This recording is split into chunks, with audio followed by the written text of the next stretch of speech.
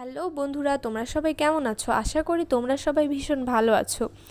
এই রোদে পুড়ে আমাদের স্কিন কিন্তু সবারই কম বেশি কালো হয়ে যাচ্ছে এবং এত গরম পড়ছে যে আমাদের মুখে অনেক পিম্পল বের হচ্ছে। আর আজকে আমি তোমাদের সামনে এত ইজিলি কিভাবে তোমরা তোমাদের মুখের পিম্পলগুলো দূর করবে তেমন একটা রেমেডি নিয়ে চলে এসেছি।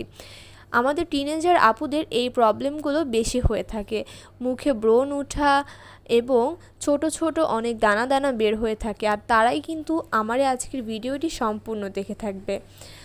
এই জন্য প্রথমেই লাগবে টুথপেস্ট অ্যান্ড লেবু।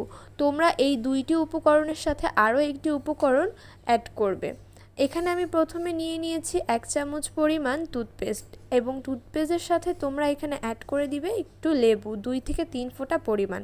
লেবুর সাথে টুথপেস্টটা খুব সুন্দর করে মিশিয়ে নিতে হবে। বন্ধুরা, টুথপেস্ট কিন্তু আমাদের শুধু দাঁতকেই যে উজ্জ্বল করে তোলে বিষয়টা তেমন না, আমাদের স্কিনকেও অনেকটা উজ্জ্বল করে তোলে।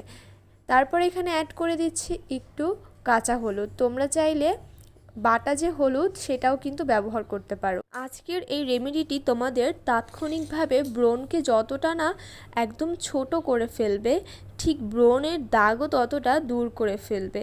তোমাদের যেখানে ব্রণ তোমরা কিন্তু ঠিক সেখানে এটা অ্যাপ্লাই করবে, সম্পূর্ণ মুখে কেউ অ্যাপ্লাই করতে যেও না। যেখানে ব্রণ ঠিক এইভাবে আমি তোমাদেরকে দেখিয়ে দিচ্ছি, ব্রণের উপরে হালকা করে দিয়ে রাখবে।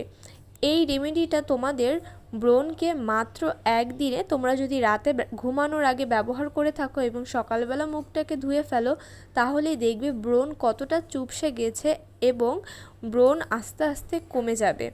বন্ধুরা, খুবই কার্যকর। তোমরা চাইলে নিজেরা ব্যবহার করে দেখতে পারো এবং আমি নিজে ব্যবহার করে উপকার পেয়েছি বিধায় তোমাদের সাথে কিন্তু শেয়ার করছি। যদি ভিডিওটা ভালো লাগে অবশ্যই আমার চ্যানেলটাকে সাবস্ক্রাইব করো এবং আমার পাশে থেকো।